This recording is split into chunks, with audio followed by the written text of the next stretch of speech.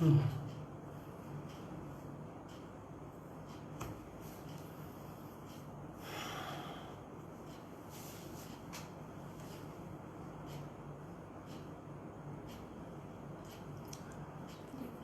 आ रहा है आवाज?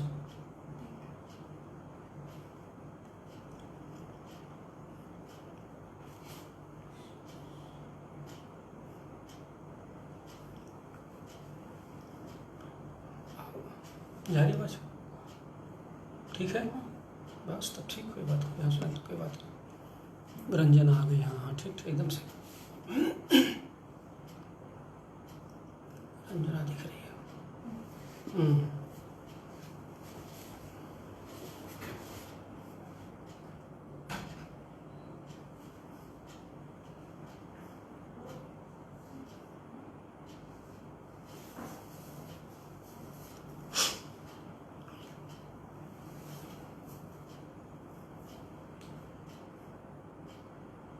अंशु, अंशु आवाज आ रही है?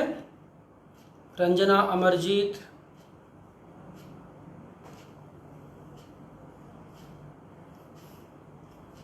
अंशु आवाज जा रही है?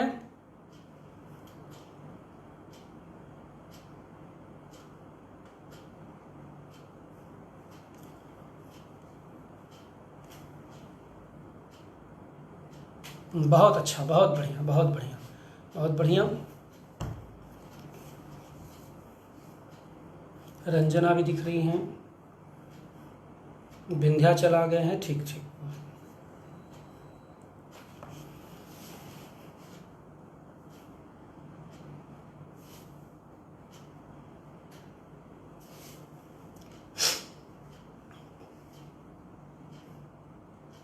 गौरव, अमरजीत, भीम,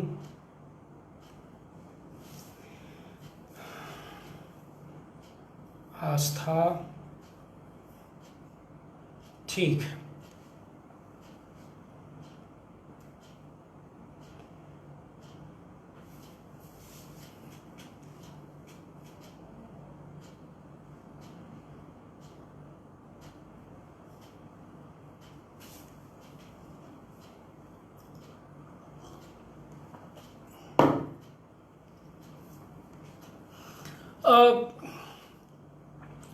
आप सभी को मेरा नमस्कार।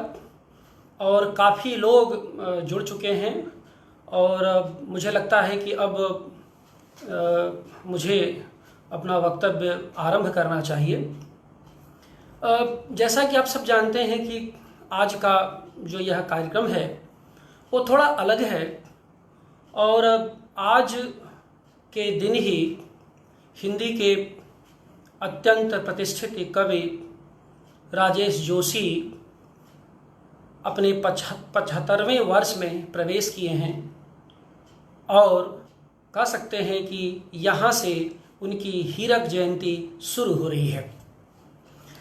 तो इस क्रम में यह कार्यक्रम है, राजेश जोशी पर केंद्रित ये वक्तव्य होगा और मेरी कोशिश होगी कि उनकी कविता के जो महत्वपूर्ण हिस्से हैं उन पर मैं संक्षेप में कुछ बात कर सकूं।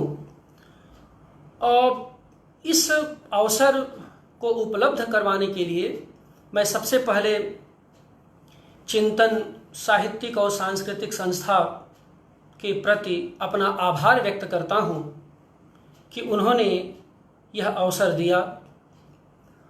उसके जो प्रशासक हैं अंशु चौधरी, ये बहुत ही एक तेजस्वी युवक हैं और नई तकनीक के बहुत गहरे जानकार हैं, ऐसा मुझे लगा। कभी उनसे मुलाकात मेरी नहीं है क्योंकि कल रात में देर रात उन्होंने यह प्रस्ताव मेरे सामने रखा और मैंने उनसे कहा कि इतनी जल्दी में यह सब कैसे संपन्न होगा। तो उन्होंने कहा कि आप अपना मन बनाइए सर, और बाकी जो उसका जो तकनीकी हिस्सा है उसकी मैं जिम्मेदारी लेता हूँ। सुबह तक सब कुछ पोस्टर वगैरह या उसका प्रचार प्रसार हम कर लेंगे। और सुबह 8 बजे ही वो इस काम में लग गए और फिर उनका सहयोग देने के लिए जो लोग भी अंशु चौधरी का, क्योंकि यह कार्यक्रम कह सकते हैं कि एकदम सुबह ही तय हुआ था और कल चूँकि मैं एक लाइव में था तो मेरी बहुत इच्छा नहीं थी, लेकिन ये प्रस्ताव इतना अच्छा था कि मैं इसको नकार भी नहीं सकता था। और राजेश जोशी का हीरक जयंती वर्ष है ये, तो ये मुझे बड़े गौरव की अनुभूति हो रही है कि एक तरह से कह सकते हैं कि यहाँ से जिसे आप उद्घाटन कहते हैं, तो उनके हीरक जयंती का एक तरह का उद्घाटन हो रहा है। यद्यपि मुझे नहीं पता कि खुद राजेश जोशी इसको देख रहे हैं या नहीं, लेकिन एक अच्छी बात है कि जो अंशु चौधरी ने यह अवसर दिया, इसलिए एक बार पुनः उन्हें मैं अपना सप्रेम अभिवादन प्रेषित करता हूँ। थोड़ी ही देर पहले, लगभग 5:30 के आसपास, हमारे कवि मित्र जो भोपाल में ही रहते हैं और राजेश जी के बड़े अंतरंग हैं, बसंत सकरगाए ने बड़ी प्यारी सी कविता राजेश जोशी पर पढ़ी और बहुत अच्छा लगा। वो 5 बजे एक फेसबुक लाइव पर बोल रहे थे और उन्होंने अपने लाइव की शुरुआत ही राजेश जोशी पर लिखी कविता से की, और वहाँ से एक लिंक बनता है कि वो खुद बसंत एक अच्छे कवि हैं और अपने एक बड़े कवि को, अपने वरिष्ठ कवि को किस तरह से वो देखने की कोशिश कर रहे हैं, उस कविता में साफ साफ दिखाई देता है।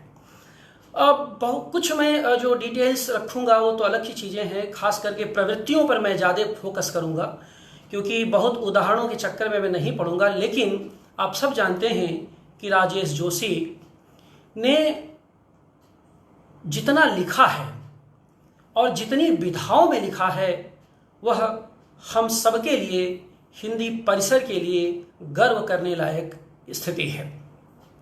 कुल मिलाकर के अगर उनके पहले लंबी कविता जो 1977 में प्रकाशित हुई थी, समर गाथा को ले लें तो कुल 7 कविता संग्रह उनके प्रकाशित हैं, जिसमें आखिरी जो संग्रह है वो 2015 में प्रकाशित हुआ था, जिद।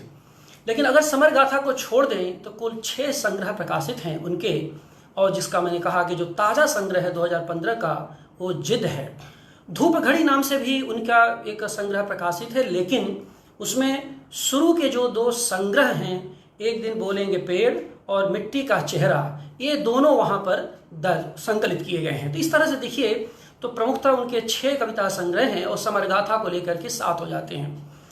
उन्होंने इसके अलावा कहानी संग्रह, उनके कहानी संग्रह हैं, 2 प्रमुख हैं, सोमवार एवं अन्य कहानियाँ, कपिल का पेड़, आलोचना, एक कवि की नोटबुक भाग 1 भाग 2, नाटक उन्होंने लिखे हैं, गद्य लिखा है, किस्सा कोताह के साथ साथ उनका एक जो नया गद्य आया है वह हंसी बहुत कुछ कहती थी। तो इस तरह से अनुवाद उन्होंने, माइकोस्की की कविताओं का अनुवाद उन्होंने किया है। ये सब चीज़ें बच्चों के लिए उन्होंने कविताएं लिखी हैं। तो जिससे आप कह सकते हैं कि कविता में, कहानी में, नाटक में, निबंध में, आलोचना में, बच्चों की कविताओं में, संपादन में, अनुवाद में, यानी 75 वर्ष जब एक व्यक्ति पहुंच रहा है तो यह समय उसके मूल्यांकन का तो है ही, उसकी उपलब्धियों के अवलोकन का भी है। और जब मैं उस अवलोकन को इस रूप में देखता हूँ तो निश्चित रूप से हम सब जो उनके बाद के पीढ़ी के लोग हैं उनके लिए बहुत सारी प्रेरणा के सूत्र राजेश जोशी के लेखन रचनात्मक उपलब्धि से निकलते हैं। और जब ये चीज़ें मैं कह रहा था तो मुझे वो जो 6वीं शताब्दी के भामह के जो काव्यालंकार का कहा हुआ एक, जिसे कहते हैं कि कारिका में उन्होंने लिखा है, वह याद आता है। कवि को किस रूप में भामह आज के 1400 साल पहले देख रहे थे और वहीं से कविता के शास्त्र की निर्मित होती है और शास्त्र के समानांतर कविता की प्रतिष्ठा होती है। इसी कारण से जब भी हम बात करते हैं कविता के अपने पूर्वजों को लेकर के, उनके सूत्रों को लेकर के, तो भामह की याद आना स्वाभाविक है। वो एक जगह लिखते हैं कि न स शब्दो न तद्वाच्यम न स न्यायो न सा कला जायते यन्न काव्यांग महो भारो महान कवे। अब कहते हैं न स शब्दो न तद्वाच्यम न स न्यायो न सा कला, यानी कवि की जो भूमिका होती है वे इतनी ऊंचाई से वो देखते हैं कि कवि एक ऐसा प्राणी है, एक ऐसा रचनाकार है जो कि यानी जिसके पास शब्द भी होते हैं, अर्थ भी होते हैं, न्याय भी होता है, कला भी होती है, और कुल मिला जुला के कविता के जितने भी अंग हो सकते हैं ज्ञान के, उन सब से वह जुड़ा रहता है। यानी आप देखिए कि हमारे शास्त्रीय परंपरा में, ये तो बहुत बाद में हम लोगों ने कवि, आलोचक, विचारक, चिंतक तमाम अलंकरणों से विभूषित करना शुरू किया, लेकिन हमारी परंपरा में कवि ही पर्याप्त था। और किसी कवि को कवि कहने का मतलब ये था कि वह मुकम्मल ज्ञानी पुरुष है, वो समस्त कलाओं का ज्ञाता है। यानी कवि को इतनी ऊंचाई से वे लोग देखते थे। ऐसा क्यों था? ऐसा इसलिए था कि कवि के प्रति एक बड़ी जिम्मेदारी के निर्वाह करने की बात हुआ करती थी, और हमारे जो शास्त्रज्ञ थे, जो चिंतक थे, वो कवि से बहुत बड़ी अपेक्षा करते थे। तो जब राजेश जोशी के मैं पूरे रचनात्मक अवदान को देखता हूँ तो मुझे उसी संस्कृत आचार्यों की उस बृहद परंपरा में दिखाई देते हैं जिन्होंने लगभग सभी विधाओं को टच किया, और केवल उन्हें छुआ नहीं है, जिसको छुआ उसे सोना बना दिया, उसमें महत्वपूर्ण हस्तक्षेप किया। इस कारण से मुझे ये उनका जो कवि है, एक तरह का मुकम्मल भारतीय शास्त्रीय परंपरा का कवि के रूप में मुझे दिखाई देता है। और ये जो कवि की बात होती है, इसकी प्रतिष्ठा देखिए जो हमारे आचार्य ने किस रूप में कही है। उसके पहले ईशावास्योपनिषद में एक श्लोक है, वो बहुत महत्वपूर्ण है और हम सबको जानना चाहिए, जहाँ वो कहते हैं कि कबीर मनीषी परिभु स्वयंभू यथा तथ्यतो अर्थान व्यवधाक्षाद शाश्वतीभ्य समाभ्य। यानी कहते हैं कबीर मनीषी परिभु स्वयंभू, जो कवि होता है एक ऐसा चिंतक होता है, एक ऐसा मनीषी होता है जो सर्व विद्यमान होता है, स्वेच्छा से प्रकट होता है। जिसे आप मम्मट को याद करें, नियति कृत नियम रहता, वह नियति के नियमों का अनुपालन वो नहीं करता, वो अपनी प्रतिभा की गुलामी के अतिरिक्त किसी की गुलामी नहीं करता, प्रतिभा की अधीनता के अतिरिक्त तो किसी की अधीनता स्वीकार नहीं करता। तो स्वेच्छा से प्रकट होता है, वो यथा योग्य कर्मों के अनुसार संपूर्ण पदार्थों का अनादिकाल से रचना करता आया है। अब यथा योग्य कर्मों के अनुसार संपूर्ण पदार्थों का अनादिकाल से रचना करता आया हुआ है, ये कवि की एक ऐसी विशिष्टता है जो हर युग में लक्षित की जा सकती है। ऐसा नहीं कि भाई ये संस्कृत में लिखा, ये शास्त्र लिखा, या पश्चिम के काव्य शास्त्र में है, या भारतीय काव्य शास्त्र में, आप इसे नजरअंदाज कर देंगे, ऐसा नहीं है। वो हमारे लिए, हमारे गौरवपूर्ण क्षण के अवलोकन के लिए बड़ी महत्वपूर्ण पंक्तियां हैं, जिनकी तरफ की हमारा ध्यान जाना चाहिए। तो जब ये कहते हैं कि इसमें यथा योग्य कर्मों के अनुसार शब्द वाक्य बहुत महत्वपूर्ण है, और इसका मतलब क्या है? इसका मतलब यह है कि कवि अपनी ज्ञान सत्ता, अपनी समस्त ज्ञान सत्ता के साथ उपस्थित ही नहीं रहता, सक्रिय भी रहता है। उसकी भौतिक उपस्थिति के साथ साथ उसकी अग्रगामी मानसिक उपस्थिति भी लगातार बनी रहती है, अपनी समस्त ज्ञान सत्ता के साथ। तो आशय यह है, ये जो राजेश जोशी की कविताओं, उनके रचनात्मक योगदान पर बताने के पहले जो मैं पृष्ठभूमि आपसे बना रहा था, उसका आशय यह है कि कवि के पास संवेदना की गहराई ही नहीं होती, ज्ञान की व्यापकता भी होती है। यानी संवेदना की गहराई के साथ साथ ज्ञान की व्यापकता भी हुआ करती है। और ये संवेदना की गहराई के साथ जब ज्ञान की व्यापकता की बात मैं कर रहा हूँ, तो राजेश जोशी ने जो गद्य लिखा, एक कवि की नोटबुक 1 और 2, वो जबरदस्त है। और उसे हर जो युवा पीढ़ी के जो लेखक हैं, जो रचनाकार हैं, उन्हें जानना चाहिए कि किस तरह से वे अपने परिवेश से को समझने की कोशिश करते हैं, परंपरा को समझने की कोशिश करते हैं, और लगभग एक सामान्य अर्थ क्रियाओं के दायरे में कोई गंभीर बात करने की वो कोशिश करते हैं। उसमें जैसे समकालीनता और साहित्य नाम की उनकी जो आलोचना की पुस्तक है, वो हर युवक को, जो काव्याभ्यासी युवक है, जो कविता लिखने की कोशिश कर रहा है, उसको पढ़ने की कोशिश करनी चाहिए। तो आप देखिए कि ये जो कविता का संसार है, इतना विपुल और व्यापक है कि इसमें देखें कि आगे चल करके 10वीं शताब्दी में राजशेखर ने काव्य मीमांसा में कवियों की कोटियां ही बना डाली। और वो जो कोटियाँ उन्होंने कवियों की बनाई हैं वो न केवल उसके पहले ही कारगर थीं, आज भी अगर उन सूत्रों को ले सकते हैं तो आज भी कवियों का मूल्यांकन उसके दायरे में आप कर सकते हैं। कम से कम एक प्रवृत्ति को आप समझने की कोशिश करते हैं। उन्होंने जो कवियों की 4 कोटियां बनाई है राजशेखर ने, उसमें एक कोटि है निसर्ण कवि, मानी एक अभिनिवेश की उच्च अवस्था में जो कवि कर्म में तल्लीन होता है उसे निसर्ण कवि कहा जाता है। राजेश जोशी की कविताओं को पढ़ते हुए और उस सब सारी स्थितियों से गुजरते हुए मुझे ये इनकी कविताओं में उच्च भाव की है, इसलिए मैं शुरू में ही एक निसर्ण कवि के अलंकरण से राजेश जोशी को विभूषित करना चाहता हूं। तो राजेश जोशी समकालीन हिंदी कविता में हम सब आज उनको बधाई तो दे ही रहे हैं, लेकिन थोड़ा उन पर बातचीत हो और मैं वही कोशिश कर रहा हूँ, कुछ सूत्र में देने की कोशिश करूँगा मैं। तो राजेश जोशी समकालीन हिंदी कविता के एक ऐसे निसर्ण कवि हैं जो न केवल समकालीन कविता को पहचान देते हैं बल्कि एक विश्वसनीयता भी प्रदान करते हैं। याद कीजिए, समकालीन हिंदी कविता को न केवल पहचान देते हैं बल्कि एक विश्वसनीयता भी प्रदान करते हैं। वे हमारे समय की सबसे मुखर आवाज़ हैं। मैंने राजेश जोशी की मुखरता आप देखिए कि अपनी पीढ़ी के सर्वाधिक मुखर कवियों में हैं। और मुझे तो आश्चर्य होता है कि 75 की वय में भी सोशल मीडिया पर कितने सक्रिय रहते हैं, कितने जागरूक रहते हैं, कितनी चीज़ों को अगल बगल से देखते रहते हैं, कितनी स्थितियों से टकराते रहते हैं। ये जो जागरूकता है समय के हिसाब से, ये भी मुझे उनको यानी उस पीढ़ी के जो कवि हैं, जो कई महत्वपूर्ण कवि जैसे ज्ञानेंद्र हैं, अरुण कमल हैं, आलोक धनवा हैं, तो ये लोग उस तरह से सक्रिय नहीं है जिस तरह से राजेश जोशी की सक्रियता मुझे दिखाई देती है, और पूरी मुखरता और वैचारिकी के साथ। तो क्योंकि इसमें जैसे ज्ञानेंद्र हैं, अरुण कमल जी हैं, तो ये सोशल मीडिया पर है नहीं, आलोक धनवा जी हैं तो वो हमें दिखते तो रहते हैं लेकिन उतनी मुखरता के साथ नहीं जितनी मुखरता के साथ राजेश जोशी की उपस्थिति दिखाई देती है।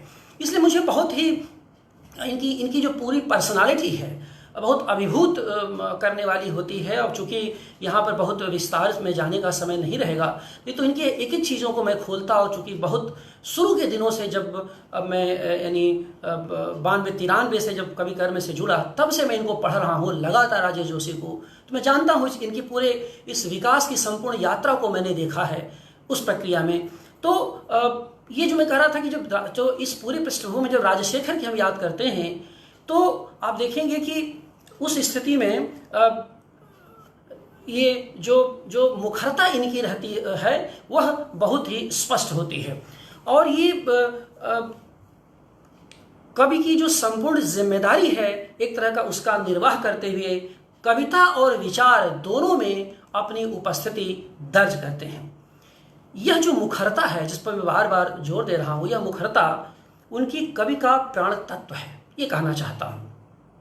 कविता में वे अपनी कविता में वे अंतर जगत में व्याप्त बहिर्जगत की अनुभूतियों को रचते हैं।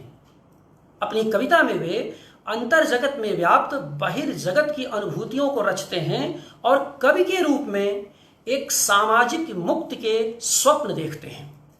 यह जो सामाजिक मुक्ति के स्वप्न की बात है वह उन्हें सांस्कृतिक कवि के रूप में प्रतिष्ठित करती है।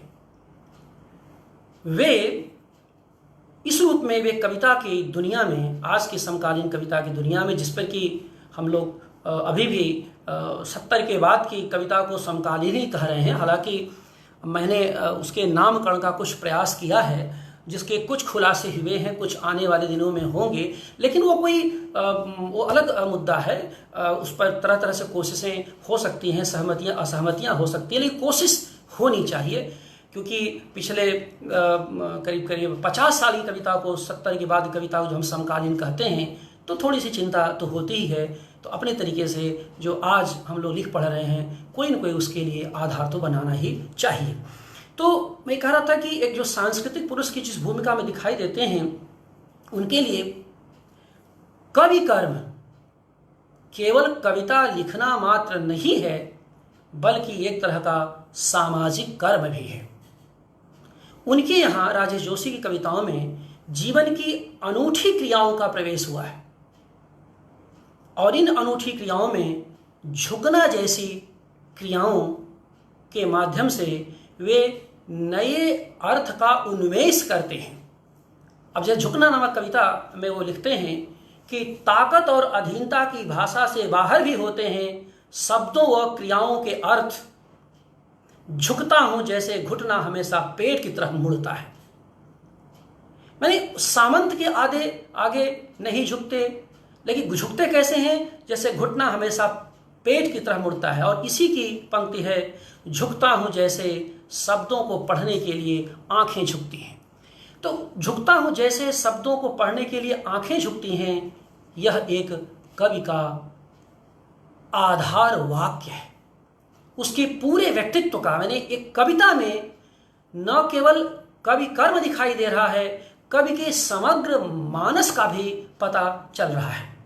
तो इस रूप में वे जीवन को समझने के साथ साथ कवि को भी समझने की कोशिश करते हैं। एक रोचक बात यह है कि उनके जितने संग्रह हैं, एक दिन बोलेंगे पेड़ से लेकर के और जो आखिरी संग्रह भी है जिद तक आप चले आइए, तो आप देखेंगे कि जीवन को समझने के साथ साथ वो कवि को समझने की प्रक्रिया में कविता पर भी भाई कई कविताएं लिखे हैं, यानी कवि और कविता पर भी उनकी कई कविताएं दिखाई देती हैं, जिससे यह पता चलता है कि कविता केवल वे लिखते ही नहीं, कविता को ठीक से समझते भी हैं। और यह बहुत जरूरी है। खास करके नई पीढ़ी से मैं कहना चाहता हूं कि कविता लिखने के साथ साथ कविता को समझने की कोशिश भी करनी चाहिए। और इसके लिए एकमात्र आधार है कि ज्ञान की विविध परंपराओं से हमारा जुड़ाव, जहाँ से भी हम जुड़ सकें, जहाँ से हमें मिल सके, क्योंकि केवल कविता लिख करके कविता के साथ न्याय नहीं हो सकता। कविता लिखेंगे, उसमें ज्ञान के जो बहुत सारे स्रोत हैं, अगर वह दिखाई देंगे तो आपका जो अनुभव है वो आपके ज्ञान को विस्तार देगा और ज्ञान भी आपके अनुभव को विस्तार देता है। तो ज्ञान अनुभव का बहुत ही अन्योन्याश्रित संबंध है। तो इस संदर्भ से मुझे राजेश जोशी कहना चाहता हूँ कि जो कवि और कविता को ठीक से समझते हैं और उस पर कविताएं भी लिखते हैं। कवि और कविता से जुड़ी उनकी कई कविताएं हैं, जिससे ये पता चलता है कि किस तरह से वो सर्जक के साथ उनका भावक मन भी उतना ही सक्रिय है और कैसे उनका भावक उनके सर्जक को न केवल देखता है बल्कि उसे नियंत्रित भी करते चलता है। और वो जो प्रसिद्ध सूत्र है जो मैं फिर आपके सामने रखना चाहता हूं कि द्वा सुपर्णा सयुजा सखाया समान रिक्षानि परिसस्व जाते उभे च अन्यो पिप्पलम स्वादयन्ति अनश्च अन्या अभिचाकशीते। तो कुल मिला जुला के ये है कि एक खा रहा है और दूसरा देख रहा है, तो जो खा रहा है उसे भी देखते हुए खाने की कोशिश करनी चाहिए। कम से कम कवि के ऊपर तो यह निश्चित रूप से लागू होता है कि जब खा रहा है तो उसे अपने खाते हुए को देखने की कोशिश भी करनी चाहिए। और उनके संग्रह जो चांद की वर्तनी है उसमें दो कविताएं मुझे मिली, कवि की जगह और कवि का काम। जैसा मैं कह रहा था कि कविता को खुद कवि कविता को कैसे समझता है और वहां से उसको टूल्स मिलते हैं, उस कविता को खोलने के सूत्र मिलते हैं। इसमें कवि का काम को देखें जो आज भी बहुत ही प्रासंगिक है, यद्यपि यह 2001 की लिखी हुई कविता है और यह चांद की वर्तनी में संकलित कविता है। चांद की वर्तनी में जो कविता है वो कवि का काम है, कवि का काम कविता है ये। आप इसे देखें तो कितनी रोचकता के साथ जो है ये बेजुबान लोगों के गुस्से के लिए कवि को ही शब्द ढूंढना पड़ता है, यानी बेजुबान व्यक्तियों को की अभिव्यक्ति के लिए कवि कैसे शब्द कविता में खोजने की कोशिश करता है। और यह इस नाते मैं ये कविता खास करके आपके सामने पढ़ना चाहता हूँ। छोटी कविता है कि इस कोरो जीवी कविता काल में कवि की जो जिम्मेदारी है उस जिम्मेदारी को भी अपने वरिष्ठ कवि के इन पंक्तियों से समझा जा सकता है, जो तब लिखी गई थी जब कोरोजीवी समय नहीं था। कोरोजीवी कविता का दौर नहीं था। लेकिन वे पंक्तियाँ यानी जो हम लोग समय की बातें करते हैं, तो हमारी परंपरा में बहुत सारी ऐसे सूत्र बिखरे रहे हैं जिनकी तरफ भी हमारा ध्यान जाना चाहिए। जब हम किसी प्रवृत्ति की बात करते हैं तो इसका मतलब ये नहीं कि आप केवल समकालीन जीवन संदर्भों में वर्तमान में सब खोजते रहिए। अगर उसके अनुकूल आपके पास प्रवृत्तियां पहले मौजूद हैं तो उन्हें सराहा जाना चाहिए, उन्हें स्वीकार किया जाना चाहिए। तो कवि का काम कविता में वो है, वो छोटी कविता है, दिखने में जो अक्सर आसान से दिखते हैं, एक कवि को करने होते हैं ऐसे कई पेचीदा काम। मसलन बहुत सारे कठिन कामों में एक कठिन काम है नदियों की कलकल करती आवाज़ों का अनुवाद करना। अब नदियों की कलकल करती हुई आवाज़ों का अनुवाद करना, ये राजेश जोशी का कवि इस कविता में कवि के काम को बता रहा होता है। अब आप सोच सकते हैं कि कितनी महत्वपूर्ण पंक्ति है कि कवि को क्या करना होता है। नदियों की कलकल करती आवाज़ों का अनुवाद, पेड़ों के हराने और हजारों प्रजातियों की चिड़ियों के चहचहाने का अनुवाद, पहाड़ों और पठारों दोनों की ही भाषा दुर्गम होती है, आंसुओं के लिए अपनी भाषा में कभी नहीं मिल पाते शब्द, उतने पारदर्शी बेजुबान लोगों के दुख और गुस्से के लिए ढूंढने पड़ते हैं कवि को सही सही और उतने ही ताप से भरे शब्द। सही सही और उतने ही ताप से भरे शब्द। मैं अक्सर कहता हूं कि कविता में प्रयुक्त कोई भी शब्द समानार्थी नहीं होता। सिनोनिम के बारे में जब हम लोग पढ़ते पढ़ाते हैं तो जानते हैं कि सिनोनिम एक तरह के छद्म अर्थ हैं, अर्थात कोई भी सिनोनिम एक दूसरे के समान धर्मी नहीं होता। लेकिन दिक्कत यह है जब हमको समानार्थी बताना होता है तो सूर्य का भी, कमल का भी, चंद्रमा का भी हमको बताना पड़ता है, लेकिन नेत्र का बताना पड़ता है। लेकिन नेत्र, नयन, अक्ष, आँख, ये सब के अर्थ अलग अलग हैं। जब कविता में प्रयुक्त होते तब पता चलता है। तो कवि क्या कह रहा है कि बेजुबान लोगों के दुख और गुस्से के लिए ढूंढने पड़ते हैं कवि को सही सही और उतने ही ताप से भरे शब्द। तो ये जो उतने ही ताप से भरे हुए शब्द को ढूंढने की बात कवि कहना चाहता है, वह एक कवि के बस का ही है कि इस बात को वह ठीक से समझता है या समझने की कोशिश करता है। और ये जो मैंने कहा कि बेजुबानों के लिए जो शब्द खोजने की बात है, नदियों की कलकल, पक्षियों का चहचहाना, सूरज का खिलना, नदियों का बहना, ये जो सारी ध्वनियाँ हैं आप सब जानते हैं कि इस पर इस समय बड़ी चर्चा हो रही है। और इसी को मैं कहता हूँ कि अपनी परिवेशगत संबद्धता जो आज भी उतनी जरूरी है। लेकिन राजेश जोशी का कवि शुरू से ही इस बात को लेकर के सजग था। क्यों सजग था? क्योंकि कवि की जिम्मेदारी का उसे ठीक से एहसास था। इस कारण से ऐसा वो करने की कोशिश कर रहा है। अब जब ये पृष्ठभूमि हम पर बात कर लेते हैं तो राजेश जोशी के जो कवि व्यक्तित्व है, उनका कवि मन है, थोड़ा सा खुलता हुआ दिखाई देता है। राजशेखर ने काव्य मीमांसा में कवि को बड़ी ऊंचाई से याद किया है, लेकिन कुछ ही भाग्यशाली कवियों के बारे में कुछ महान वाक्य लिखे हैं। उसमें से एक सूत्र है, एक जो श्लोक है वो मैं आपसे रखना चाहता हूँ, जो कहते हैं कि संति पुस्तक विन्यस्ता काव्य बंधा गृहे गृहे द्वित्रास्त भावक मनः शिला पट्ट निकुट्टिता। बहुत ही अच्छी पंक्ति मुझे लगती है। संति पुस्तक विन्यस्ता काव्य बंधा गृहे गृहे, कहते हैं कि किताब बांध बांध करके रखने वाले, कविता की किताब को बांध बांध करके, बहुत सारे छपवा करके, मैंने इस भाषा में कहें तो बहुत कवियों ने अपने पास रखा है। आप भी जानते हैं इस समय भी कई तो ऐसी घटनाएं, ऐसी इतिहास में, मैंने हिंदी कविता के इतिहास में ऐसी दुर्घटनाएं भी हुई हैं कि एक कवियों ने 10-10, 12-12 संग्रह एक ही साथ अपने प्रकाशित करा के लोकार्पण भी करवा लिया था, जिसकी बड़ी एक दौर में चर्चा हुई थी। जो हम लोग छात्र थे, जब पढ़ते थे तो बड़ी मजाक में इस तरह की बातें इलाहाबाद में की जाती थी। तो ऐसे भी हैं, लेकिन वो कहीं नहीं है, कहीं हो भी नहीं सकते। और ऐसे भी कवि हैं जिन्होंने सत्ता में रहते हुए देश भर में अनुवाद करवा डाला, पूरी दुनिया में अनुवाद करवा डाला। एक बड़ी सत्ता, मैंने साहित्य की बड़ी सत्ता के केंद्र में रहे, लेकिन आज भी इतने सब कुछ के बावजूद उनके बायोडाटा में उनके अलावा उनके कवि का विशेषण तो शायद ही कहीं दर्ज हो। मैं नाम नहीं लेना चाहता, लेकिन ये आप समझ सकते हैं कि सत्ता की ताकत से कवि होना या कवि होने की अनिवार्यता का कोई रिश्ता नहीं है।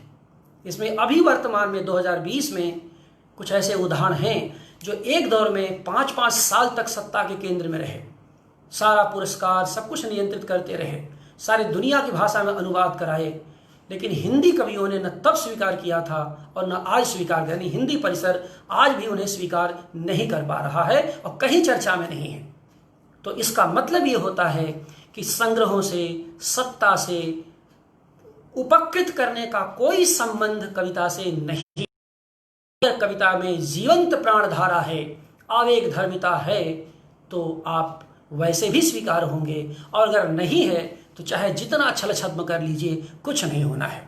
राजेश जोशी का कवि इस पूरी विडंबना की शिनाख्त करता है, और इस अर्थ में मैंने राजशेखर को उद्धृत किया कि संति पुस्तक विन्यस्ता काव्य बंधा गृहे गृहे द्वित्रास्त भाव का बना शिला पट्ट निकुट्टिता। वो कहते हैं कुछ ही कवि होते हैं, ये 2-3 की चर्चा उन्होंने की है, 2-3, लेकिन वो उनका मतलब ये होता है कुछ ही कवि होते हैं जो भावक के मन पर अंकित होते हैं, भावक के मन रूपी शिलापट्ट पर अंकित जिनके नाम होते हैं।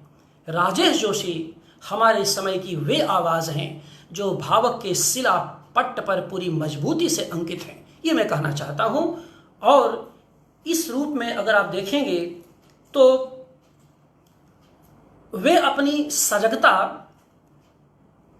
और स्वाभाविकता के दायरे में अर्थ बहुल छवियों के कवि दिखाई देते हैं। स्वाभाविकता और सजगता के दायरे में जब मैं अर्थ बहुल छवियों का कवि कहता हूं, तो जाहिर सी बात है ये मैं कहना चाहता हूं कि जितनी कविता उनकी गोचर है, उससे कहीं अधिक उसके भीतर उनका संग्रह ही है 2 पंक्तियों के बीच, वो अगोचर है। अर्थात 2 पंक्तियों के बीच जहां कविता है, विन्यस्त है, जहां कविता सांस ले रही है, जहां उस सांस लेती हुई कविता को खड़ा करना अर्थ में बहुत अर्थ बहुलता है। मैं उस अर्थ बहुलता का संकेत करना चाहता हूं कि उस सांस लेती हुई कविता को आप एक भ्रूण से लेकर के एक बड़े शिष्य से होते हुए एक विराट महामानव के रूप में उसे आप समझ सकते हैं, वो जगह है। और राजेश जोशी 2 पंक्तियों के बीच शीर्षक में नहीं, अपनी कविताओं में भी काफी और पर्याप्त जगह छोड़ते हैं। तो इस पृष्ठभूमि के साथ अब मैं उनकी कुछ विशेषताओं के बारे में आपके सामने, आपके सम्मुख रखना चाहता हूँ, बात करना चाहता हूँ, जो मुझे लगती है उनकी कविताओं को पढ़ते हुए जो लगी हैं, और उस पर बहुत विस्तार की गुंजाइश तो नहीं है, लेकिन फिर भी तो उसकी कुछ चर्चा तो ज़रूरी है। तो पहली बात, जो राजेश जोशी, जैसा मैं आप सब जानते हैं कि 8वें दशक के एक बहुत ही महत्वपूर्ण कवि हैं, और उस दशक में रहे जिसमें प्रगतिशील कवियों का एक बड़ा समुदाय रहा है। उसके पहले नक्सलवाड़ी से जुड़ी कविताओं और अकविता का दौर था राजेश जोशी के पहले। 1980 में इनका एक संग्रह आता है, एक दिन बोलेंगे पेड़। इसके पहले ऐसा मैंने कहा कि 1977 में लंबी कविता समरगाथा प्रकाशित होती है। 1972-73 के आसपास ये लिखना शुरू करते हैं, और यह दौर हिंदी कविता में, याद रखिए, यह दौर हिंदी कविता में संपूर्णता में अस्वीकार का दौर है। यह दौर संपूर्णता में अस्वीकार का दौर है।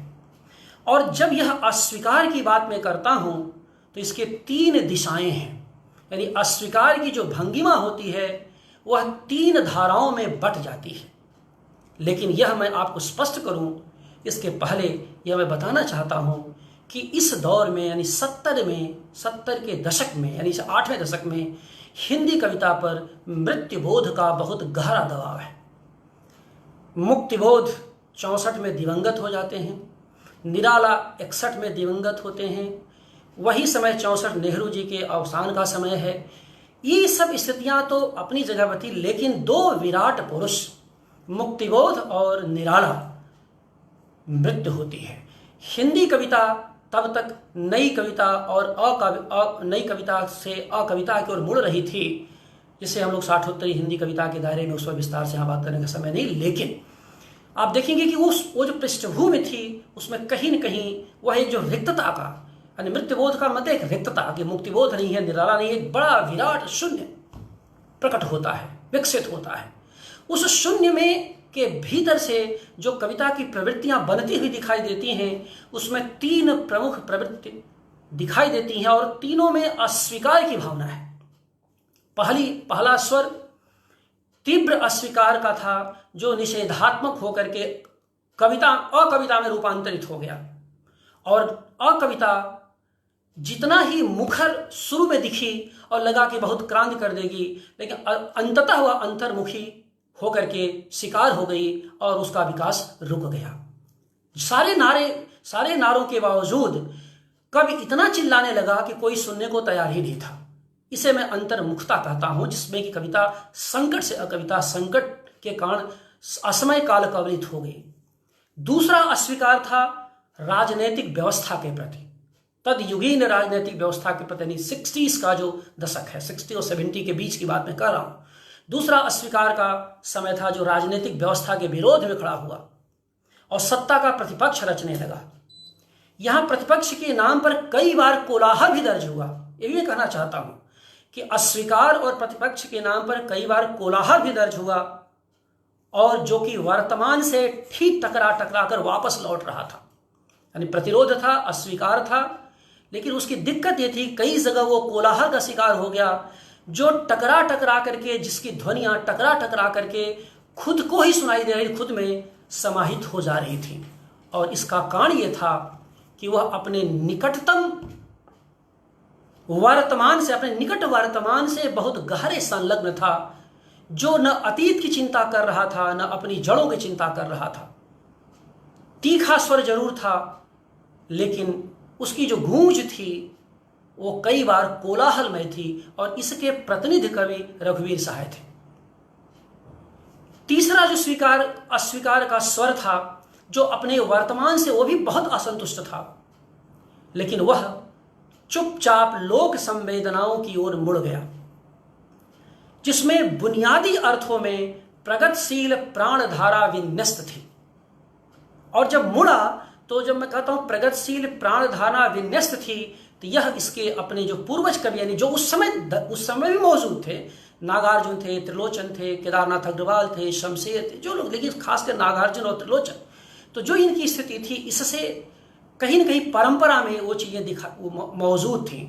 तो जो इस तरह के मैंने 60 और 70 के बीच का जो दौर था, वह कवि अस्वीकार के भीतर से वो लोक परंपरा की और लोक संवेदनाओं को मुड़ करके प्रगतिशील प्राणधारा से सीधे जुड़ गए। यही स्वर वह है जो कविता की आंतरिक लय का स्वर है, जिसके भीतर व्यवस्था की आलोचना का स्वर भी था, और जिसकी जड़ें एक तरफ परंपरा में बहुत गहरी थीं, तो दूसरी तरफ हर प्रकार के त्वरित कोलाहल से बचते हुए एक रैखिक समय को समझने की कोशिश कर रही थी, जिसका प्रमुख स्वर रोमांटिक विरोधी था। ये कहना चाहते, जिसका प्रमुख स्वर रोमांटिक विरोधी था। यानी कविता की जो आंतरिक लयमयता थी, यह वह अस्वीकार के भीतर से विकसित हुई थी, जिसका मुख्य स्वर रोमांटिक विरोधी था, जो समय को चक्रीय रूप से नहीं, रैखिक रूप से देखता था, चक्री होने का विरोध कर रहा था।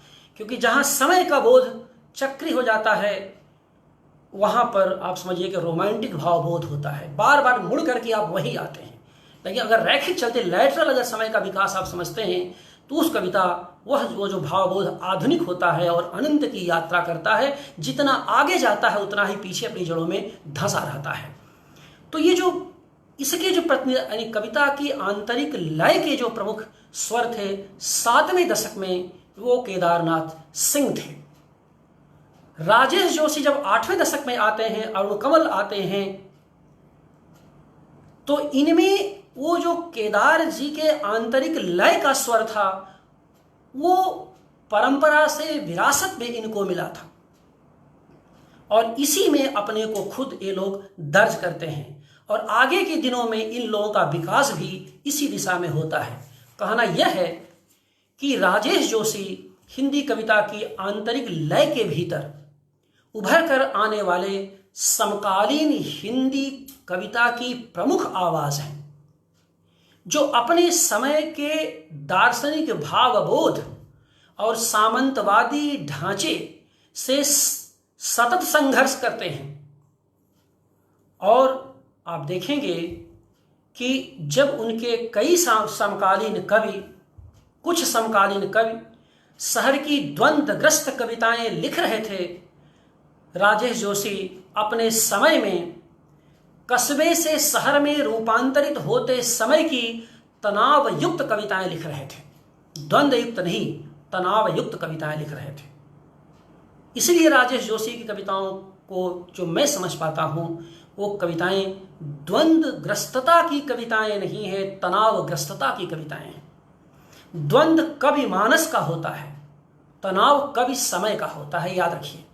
जहां द्वंद्व होगा वो कवि मानस का द्वंद्व होगा, लेकिन जहां तनाव होगा वह कवि समय का तनाव होता है। ऐसा इसलिए संभव होता है क्योंकि राजेश जोशी जड़ों के भीतर से उभरने वाले कवि हैं, जो आगे जाते तो हैं लेकिन विस्थापन को देखना नहीं भूलते, पलट कर देखना नहीं भूलते, अपनी जड़ों का अवलोकन करना नहीं भूलते, अपनी विरासत और परंपरा को देखना नहीं भूलते। वो खोज नहीं करते परंपरा की दूसरे लोगों की तरह, वो अर्जित करते हैं जो उनके भीतर से आती है। यानी एक तरह का परंपरा से उनका संबंध यांत्रिक नहीं है, आवयविक संबंध है राजेश जोशी का। और ये जो आवयविकता है उन्हें अपने समय का एक बड़ा कवि बनाती है राजेश जोशी को, इसलिए कि वे समय की गति को सामने से नहीं देखते, पीछे से देखते हैं, जिससे वह साफ साफ दिखता है। वे परिवर्तन को महज देखते ही नहीं, उसे पहचानते भी हैं। और जब अपनी डायरियों में, अपने गद्य में जब वो कस्बे से शहर के रूपांतरण की बातें वो करते हैं, तो आप देखेंगे उस गद्य में राजेश जोशी का कवि खुल करके सामने आता है। उनके जो जैसे समकालीनता और साहित्य है, ये किस्सा कोताह है, और ये वह हंसी बहुत कुछ कहती थी, ये जो गद्य की किताबें हैं उनकी मेरे पास हैं, यहाँ रखी हुई हैं। अब समय नहीं, उनके कुछ हिस्से को मैं नहीं पढ़ता मैं। तो ये जो चीज़ें आती हैं एक तरह का, वहाँ पर वह उनकी जो ये स्थापनाएं होती हैं, जो ये मूल्य होते हैं वहाँ पर दिखाई देते हैं, जब कस्बे से शहर बनते हुए। और फिर वो कविता में शहर पर, तो उनका एक उनकी पुस्तक भी है जो शिमला के दौरान जो एडवांस स्टडी शिमला में थे उस पर उन्होंने काम किया था। तो बहुत अच्छी किताब है कविता में शहर, जरूर पढ़ना चाहिए। तो कुल मिला के मैं कहना ये चाहता हूँ कि हिंदी कविता की आंतरिक लय के जो भीतर से जिस तरह से वो उभरते हैं, वह एक तरह से बहुत ही महत्वपूर्ण उनको स्थिति में ले आता है। और ऐसा करने के कारण ही वे अपने समय के दार्शनिक भावबोध और सामंती ढांचे से सतह संघर्ष करते हैं। दार्शनिक भावबोध और सामंती ढांचा और पूंजीवादी विकृति इसमें जोड़ लीजिए, इससे राजेश जोशी की कविताओं में सतत संघर्ष होता हुआ दिखाई देता है। और जब हम तनाव की बात करते हैं तो उस तनाव में जो मैंने कहा कि एक तरह का जो कवि समय का जो तनाव होता है, वह निश्चित रूप से उन्हें आगे ले जाते हुए आगे उन्हें ले जाता है। अब उनका जो पहला संग्रह है एक दिन बोलेंगे पेड़, उसकी पहली कविता है गेंद। बहुत अच्छी कविता है ये। और सुधीर रंजन सिंह ने जो राजेश जोशी की राजकमल से प्रतिनिधि कविताओं का संपादन किया है, तो उसकी भूमिका में भी सुधीर ने इस गेंद का बड़े मन से जिक्र किया है। तो ये गेंद कविता, इसमें एक छोटे बच्चे द्वारा गेंद को हवा में उछालने का चित्रण है, जिसमें कवि अंत में कहता है, सूरज तुम्हारी उम्र क्या रही होगी उस वक्त। इस छोटी कविता में जिस तरह से बच्चा गेंद को उछाल करके सूरज को चुनौती देता है, उसमें कुछ लोगों ने इस कविता का मूल्यांकन करते हुए यह दर्ज किया है कि असल में यह गेंद की सूरज से होड़ है। राजेश जोशी का कवि ये नहीं कहता, कविता भी ये नहीं कहती, वो होड़ लेने की बातें नहीं करती।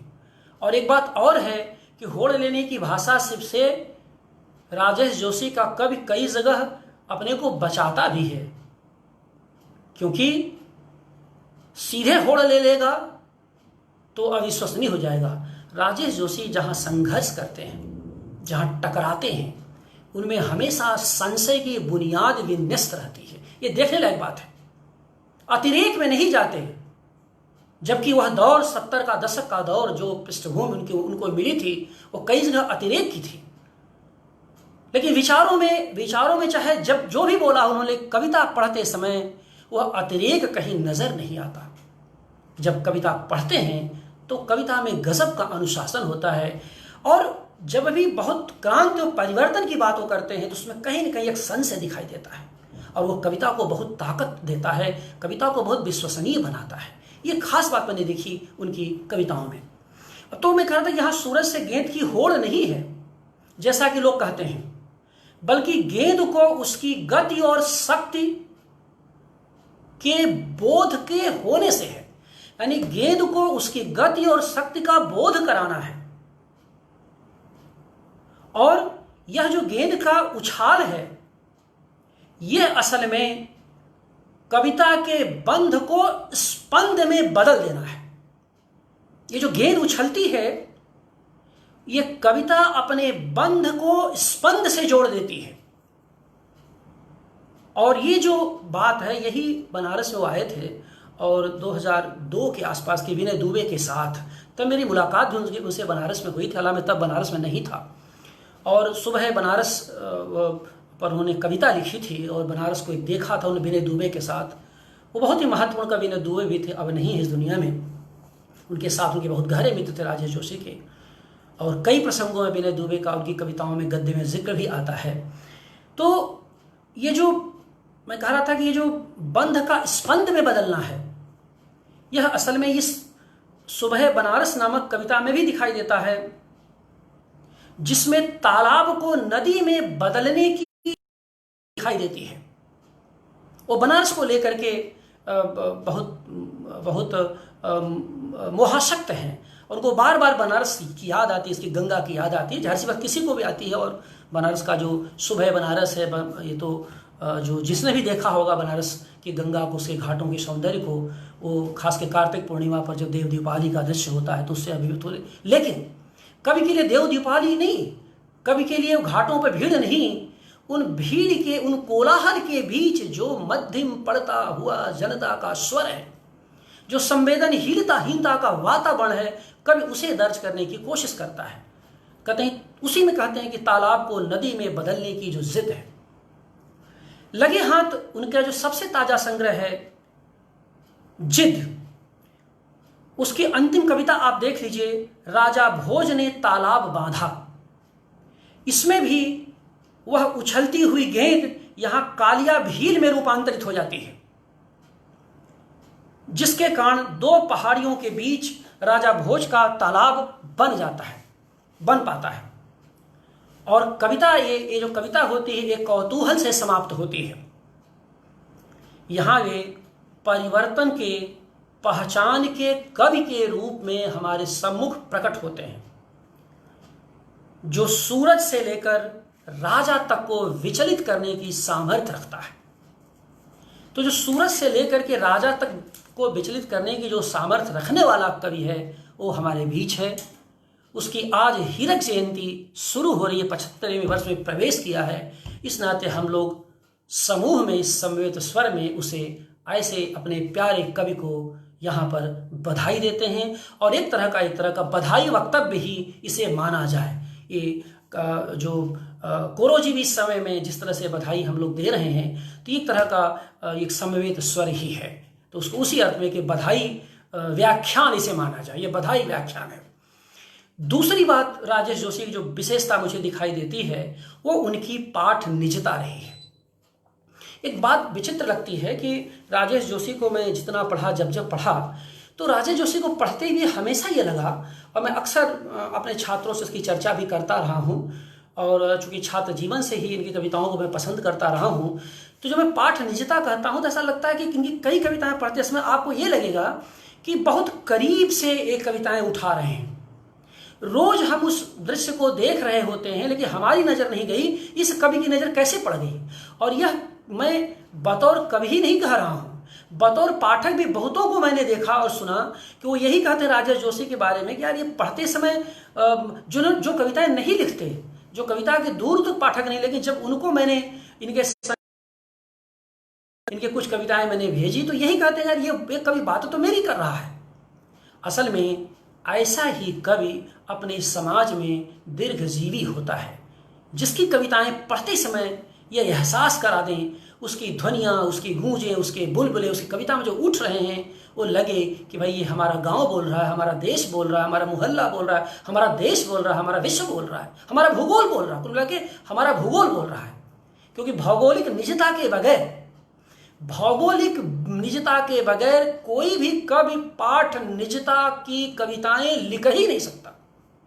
इसलिए भौगोलिक निजता का होना बहुत जरूरी है, वो चाहे जितना वैश्विक हो जाए, लेकिन भौगोलिक निजता का होना बहुत जरूरी है।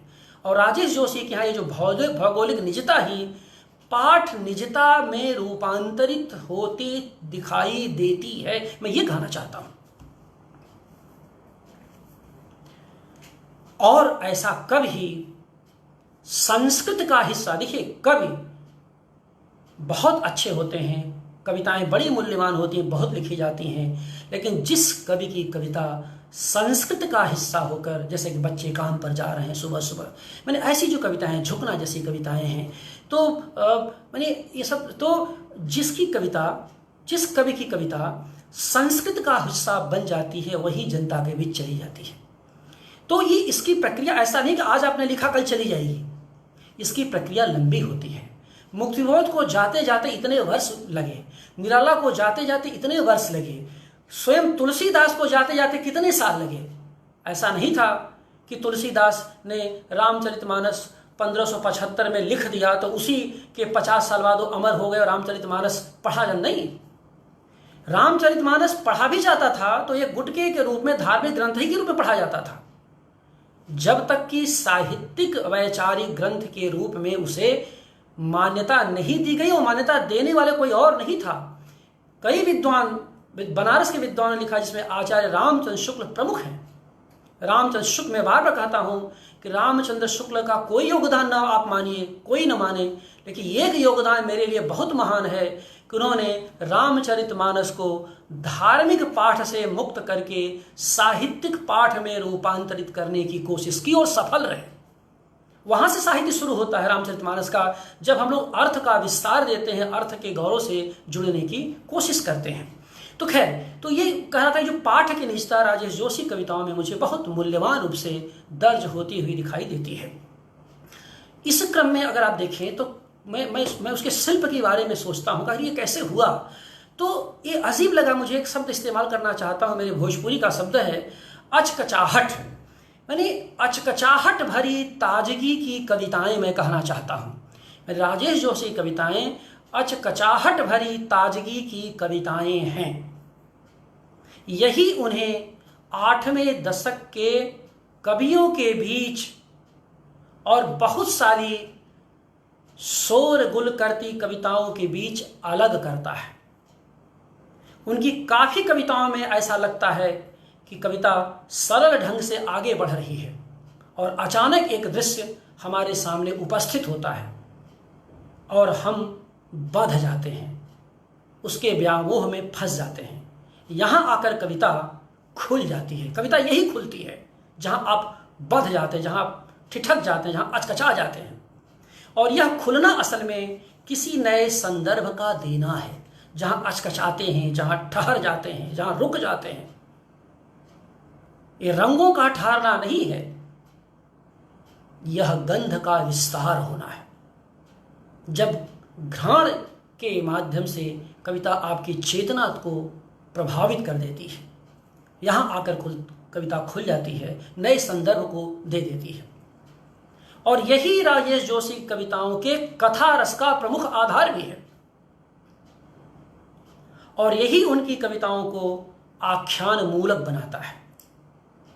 उनका जो संग्रह दो पंक्तियों के बीच है, उसकी जो कविताएं हैं वो, चूँकि मेरे पास तो पूरा संग्रह है, सब कुछ है, पूरा डिटेल्स भी है, और मैंने बहुत पहले इन पर लंबा लेख भी लिखा था, और तो वो सब डिटेल्स पर मैं नहीं जाऊंगा, लेकिन उनकी कविताओं का नाम जरूर लेना चाहता हूं, ताकि हमारे जो नए श्रोता हैं, जो नई पीढ़ी के लोग हैं जो जुड़े हुए हैं मुझसे, वो जाने। इत्यादि, सुकब की मुश्किल, अहद होटल, छाते, नेल कटर, रुको बच्चे जैसी कई सुंदर कविताएं हैं। लेकिन छाते कविता की जरा इस पंक्ति को देखिए। छाते कविता उनकी है, दो पंक्तियों के बीच में, उसकी इस कविता को देखें। बरसात का मौसम है इसलिए छाते हैं, जिनके बारे में कवि कह रहा है कि हमारे सिरों पर तने हुए ऐसे लगते हैं जैसे आकाश के नीचे एक और छोटा आकाश। तो इमेज देखिए, हमारे सिरों पर तने हुए वे ऐसे लगते हैं जैसे आकाश के नीचे एक और छोटा आकाश। आशंकाओं और अन्याय से भरे इस दुखदायी समय में सुरक्षित सा अपना कोई कोना। अब बरसात का मौसम, इस समय वाला बरसात भी नहीं हो रही है, रुक गई पता नहीं कैसे, लेकिन आप देखिए कि छाते को किस तरह से विजुअलाइज करता है कवि। और हमारा समय देखिए, और वो कविता पहले लिखी गई, ये समय देखिए उस कविता, यानी कैसे एक समय अच्छी कविता के माध्यम से, कहना चाहता हूं कि कैसे अच्छी कविता के माध्यम से एक समय दूसरे में ट्रांसफर होता है। और इसी प्रक्रिया में कैसे कबीर हमको याद आते हैं, कैसे रविदास याद आते हैं, कैसे तुलसी याद आते हैं, कैसे भारतेंदु याद आते हैं, निराला याद आते हैं, मुक्तिबोध याद आते हैं, और तमाम कवि जो याद आते हैं। तो समय कैसे ट्रांसफर होता है, उस पर विचार करने की जरूरत है। इस छाते को एक रूपक के रूप में विकसित करता हुआ कवि एक पंक्ति में कहता भी है कि गांधी के हाथ में लाठी की जगह अगर छाता होता तो क्या वे ज्यादा भारतीय लगते हैं। अब देखिए कौतूहल, देखिए कि गांधी के हाथ में लाठी की जगह अगर छाता होता तो क्या वे ज्यादा भारतीय लगते हैं।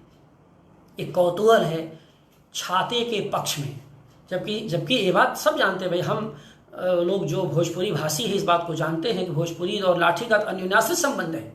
लेकिन इसका मतलब ये नहीं कि मैं कहूँ कि लाठी के साथ उन्होंने अन्याय किया, क्योंकि छाता भी हमारी भोजपुरी भाषियों का, हमारे जो लोक जीवन में काफ़ी व्याप्त है।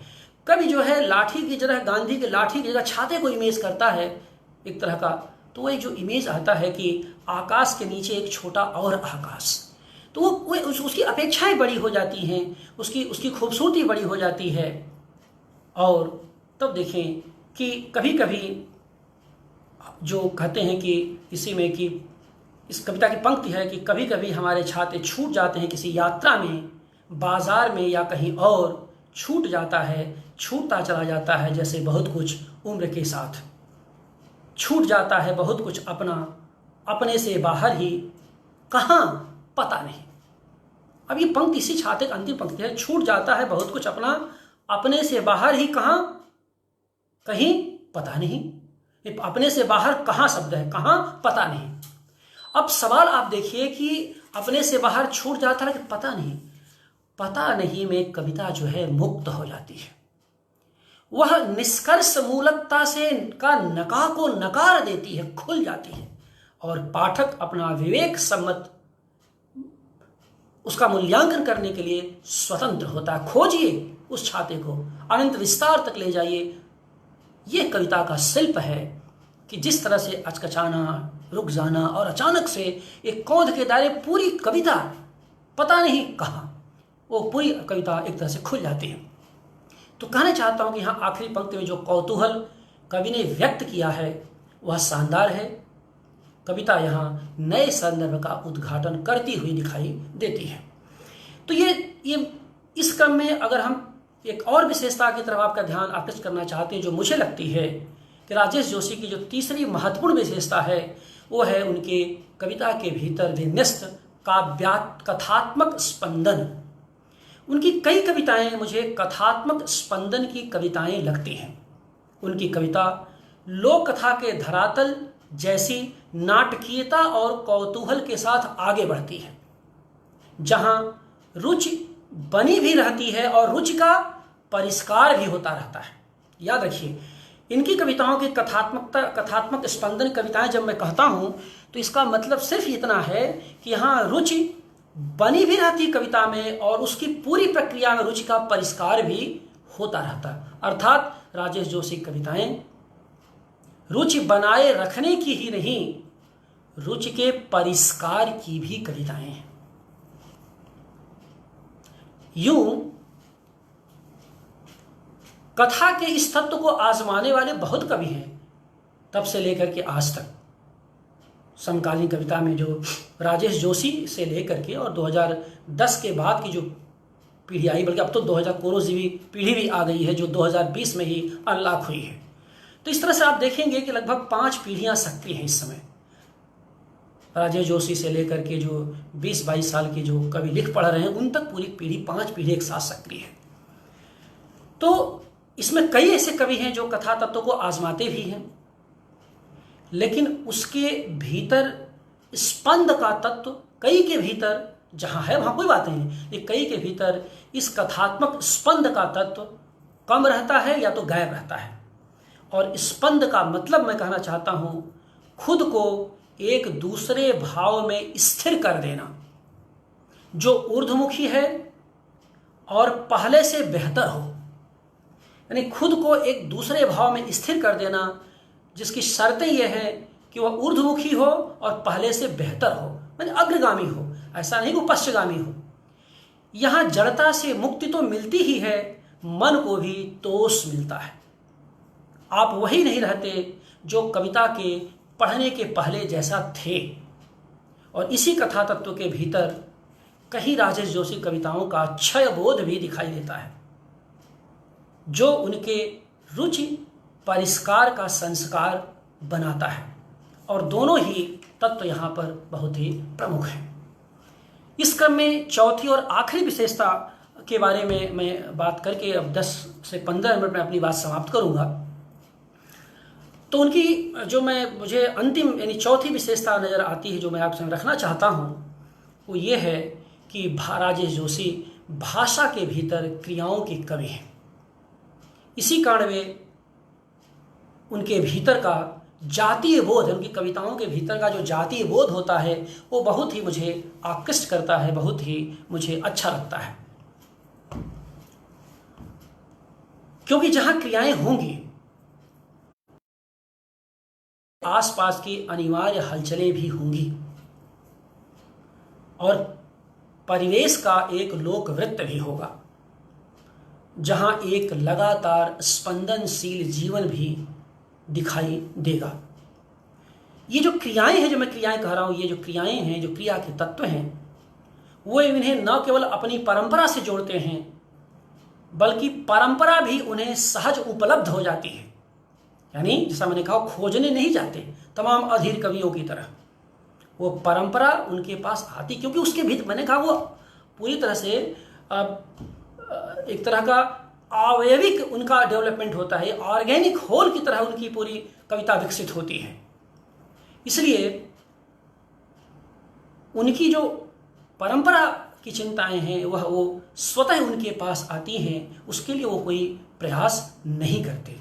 यानी नेम टैगिंग का की कोशिश राजेश जोशी ने कभी नहीं किया, न कविता के भीतर न विचार के भीतर, क्योंकि ये सब चीज़ें उनकी जड़ों में, उनके संस्कार में विन्यस्त हैं।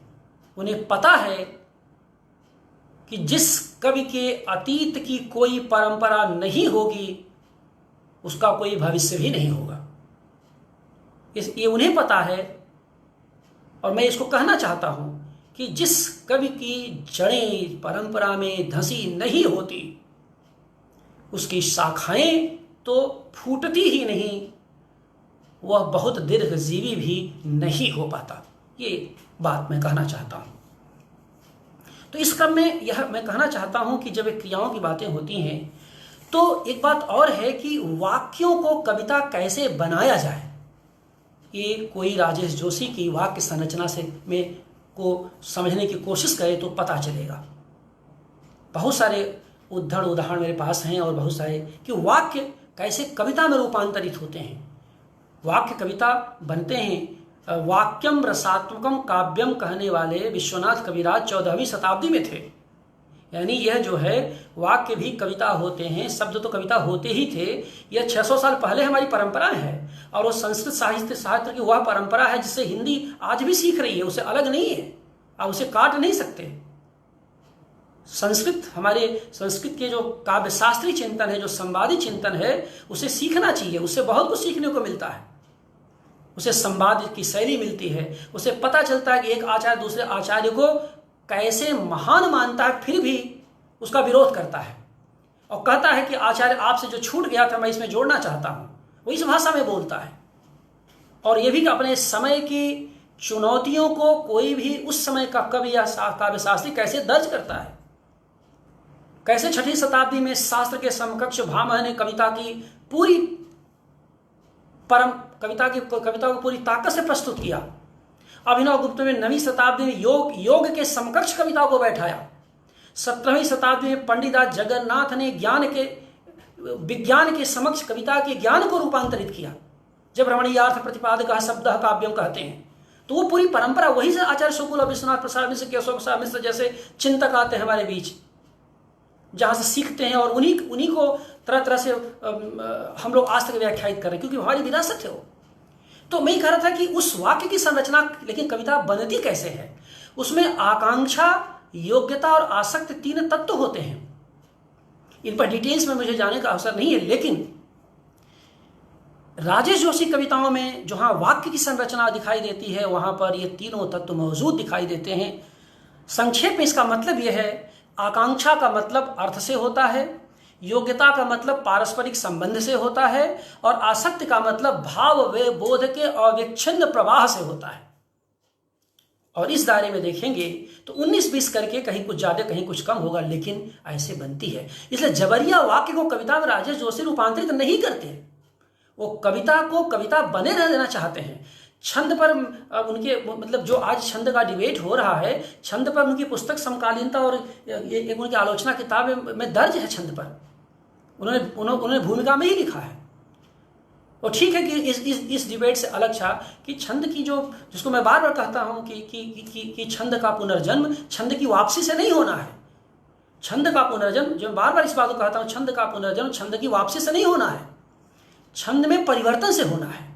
उसको आंतरिक लयमयता के दायरे में उससे जुड़ना होगा। तो बहरहाल तो मैं कह रहा था कि ये तीनों मिलकर इनके वाक्य की संरचना को जो मजबूत करते हैं, ये काव्यत्व के दायरे में घटित होता है और तब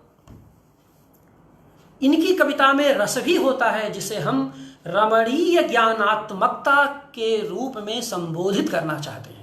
रमणीय ज्ञानात्मकता इनकी कविताओं का प्राण तत्व है जो मुझे दिखाई देती है। राजेश जोशी इसी रमणीय ज्ञानात्मकता के कवि हैं, जिनमें कविता का सौंदर्य भी है और ज्ञान का तर्क और बेचैनी भी। बहुत जैसे मैंने कहा कि बहुत सारे उदाहरण हैं, मैं उनको छोड़ रहा हूं, लेकिन इस दृष्टि से उनकी एक कविता है, उनकी कविताएं नाम में क्या धरा है, संग्रहालय, स्मृतिहीन समय में, ये जो कविताएं हैं इनमें ये सब बातें, इन कविताओं में इसे देखा जा सकता है। वो कविताएं हैं जिसमें हम लोग इन तत्वों को देख सकते हैं, जिस पर कभी मौका मिलेगा तो विस्तार से इस पर बातचीत करूंगा। तो कह सकते हैं कि राजेश जोशी का कवि अपने संपूर्ण विकास में, यानी 75 बार एक कवि हमारे बीच है। जैसे मैंने कहा कि एक हीरक जयंती का आरंभ हो रहा है, तो मैं कहना चाहता हूँ कि राजेश जोशी का कवि हस्तक्षेप मूलक कवि के रूप में हमारे बीच आता है, लेकिन इस हस्तक्षेप मूलकता में कोई चीख पुकार नहीं है। यह उनके कवि होने के आत्मविश्वास के भीतर से उदित होता है। एक बड़ी वय में यहां मैं कहना चाहता हूं कि जो कवि एक परिपक्व और बड़ी वय में भी जाकर या आकर खुद के कवि होने को ही पुष्ट करता रहता है। वह अपने को तो वह कवि बना ही नहीं पाएगा, नई पीढ़ी का क्या निर्माण करेगा। इस नाते पहले तो कवि के रूप में स्वयं को आश्वस्त करना होगा। राजेश जोशी का कवि अपने पाठकों के लिए उनके कविपन को लेकर आश्वस्त करने वाला कवि है। और इसी नाते मैं कहना चाहता हूँ कि राजेश जोशी का यह जो कवि का आत्मविश्वास है, उसी के भीतर से नई पीढ़ी के चेतना का निर्माण भी हुआ है। जरूरत पड़ने पर राजेश जोशी सत्ता से टकराए भी हैं और उसका बहिष्कार भी करते हैं, किया उन्होंने। भारत भवन के कार्यक्रम इसके साक्षी हैं। आप सब जानते हैं, मेरी जानकारी में शायद 10 या 15 साल तक वह पिछले कार्यकाल में कभी भारत भवन गए नहीं। उनकी अपनी प्रतिबद्धता है, लेकिन आप कोई असहमत हो सकता है, लेकिन है तो है। यह उनकी जिद को बड़ा बनाती है और आह्लादक भी। इसे उनकी एक कविता चाभी का गाना से समझा जा सकता है, जो उनके संकलन नेपथ्य में हंसी में संकलित है। चाभी का गाना एक बड़ी मज़ेदार बात है कि उनकी कविताओं को पढ़ते समय उलटते पलटते इधर जब इस बीच में उनको देख रहा था तो चाबियों का संदर्भ, अब राजेश जोशी कभी मिलें तो उसे पूछूं कि चाबियों का संदर्भ आपकी कविता में क्यों आता है, इतनी चाबियां क्यों आती हैं, चाबियों के प्रति इतना आकर्षण क्यों है, क्यों इतने सारे ताला आप खोलना चाहते हैं। बहरहाल वो तो जब मिलेंगे तो मैं पूछूंगा ही, लेकिन चाबियों का संदर्भ उनके यहाँ कई कविताओं मैंने देखा। 2 पंक्तियों के बीच में खोई हुई चीज़ें नामक कविता में तो आता ही है। उनके पहले संग्रह एक दिन बोलेंगे पेड़ में भी चाबियां नाम की कविता ही मिलती है। और चाबियां नामक कविता की अंतिम जो पंक्ति है, देखा मैंने वे हमारे हाथ थे, सैकड़ों हाथ एक दूसरे में गुथे, चाबियों की तरह खनखनाते हुए। देखा मैंने वे हमारे हाथ थे, सैकड़ों हाथ एक दूसरे में गुथे हुए, चाबियों की तरह खनखनाते हुए। कह सकते हैं कि राजेश जोशी की कविताएं चाबी के गुच्छे की तरह बजती है। मुझे एक रूपक लगा इनकी चाबियों की तलाश में जब निकला मैं, चाबी के गुच्छे की तरह बजती हुई संभावनाओं के नए द्वार में इनकी कविताएं चाबी के गुच्छे की तरह बजती संभावनाओं के नए द्वार खोलने वाली कविताएं हैं, जिससे हमेशा घर व समाज का कोई उपेक्षित कोना सहसा जगमग हो जाता है। जैसे बहुत दिन तक कोई घर बंद है, उदास है, और अचानक आप चाबी लेकर के उस घर को खोल दें और सूर्य की प्रथम रश्मियों के आने के साथ या किरणों के आने के साथ घर का एक कोना जगमगा जाए।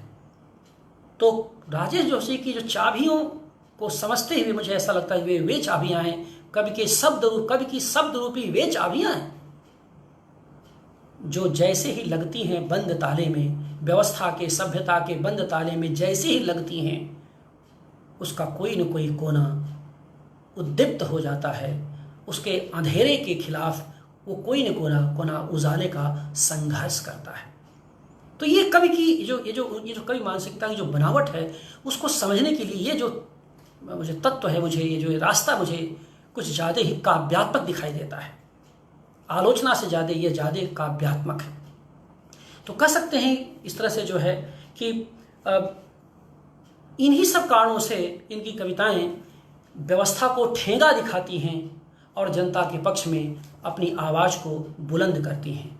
ये बगैर नारे के सामाजिक मूल्य की कविताएं हैं।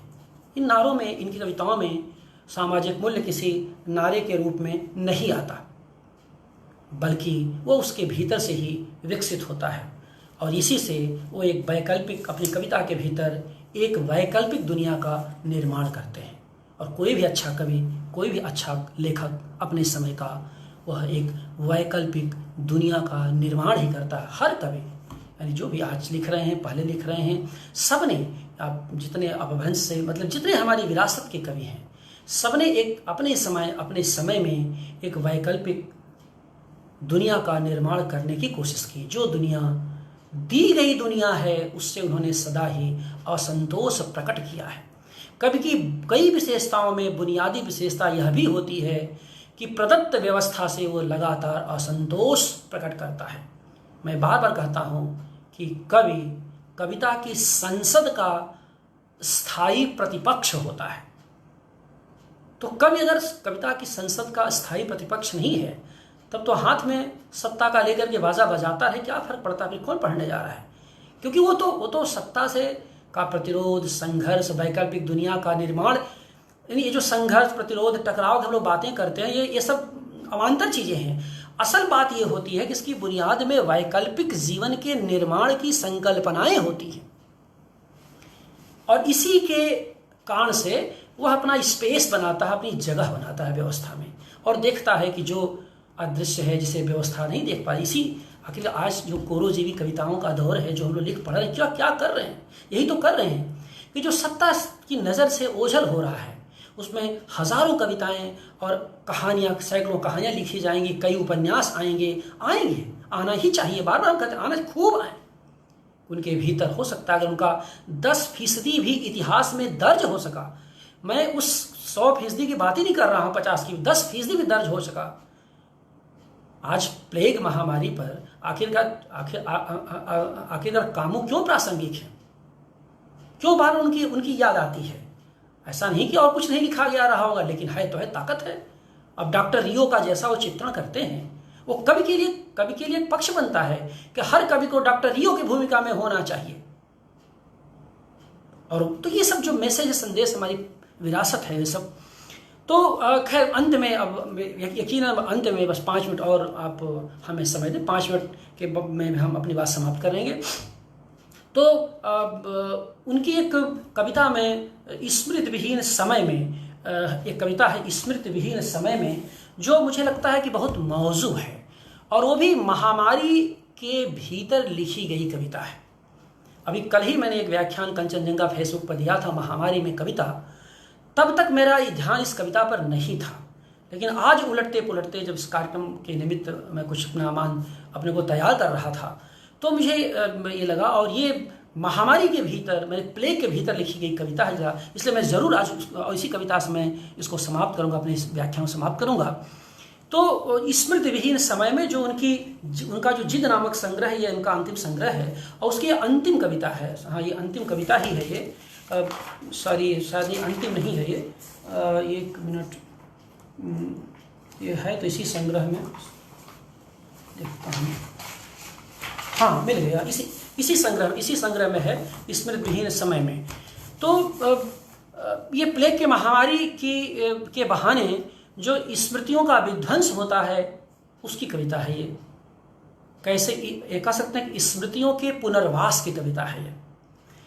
इसमें प्लेग की महामारी है, जिसमें लोग घर छोड़ देते हैं, जैसे कि आज की महामारी, तो चूँकि अभी तो उस तरह के लोग मतलब ये कि जो सेटल हो गए अपने घरों, वो घर नहीं छोड़ रहे हैं, लेकिन वो तो मजदूरों का भाई जो नौकरी थी, और उसको जब छूट गए तो लोग मजदूरों का लाखों का जो पलायन हुआ अपनी तरीके से। लेकिन उसी पलायन की स्थिति है इसमें कि भाई जा रहे हैं लोग, भाग रहे हैं छोड़ करके, और उसमें एक सिंघल सेठ आते हैं, चरित्र हैं, जिनको सारे जाते भागते लोग अपनी पूंजी सिंघल सेठ को सौंप देते हैं।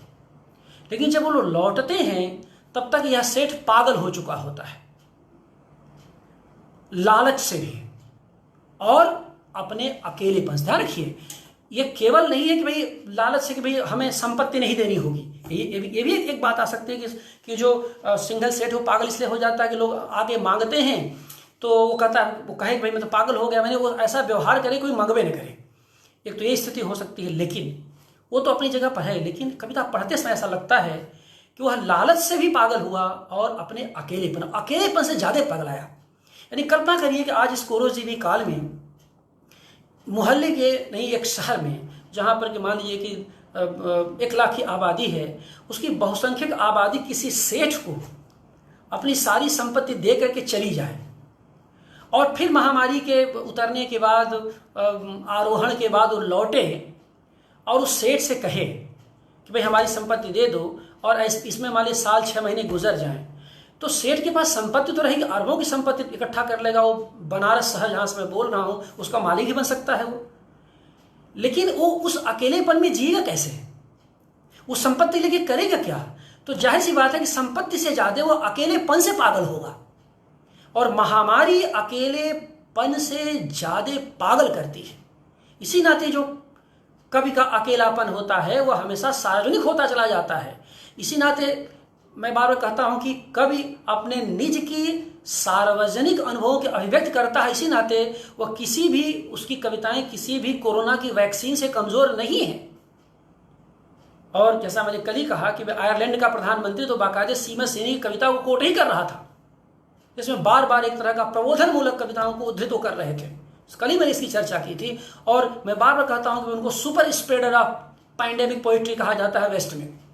और मैं बार बार हमको इच्छा होती है कि हमारे बीच भी कोई हमारा ऐसा नेता है जिसको मैं कहूं कि super spreader of Hindi pandemic poetry, लेकिन शायद नहीं है क्योंकि नेता को पता ही नहीं कि क्या लिखा जा रहा है, कुछ पता नहीं। वो हमारे समय के चाहे शीर्षस्थ जो कवि हैं, जो सबसे उम्रदराज कवि हैं, उनसे लेकर नए की बातें छोड़िए, उन्हें भी नहीं जानता आज का सत्ता व्यक्ति तो बाकी झुक है।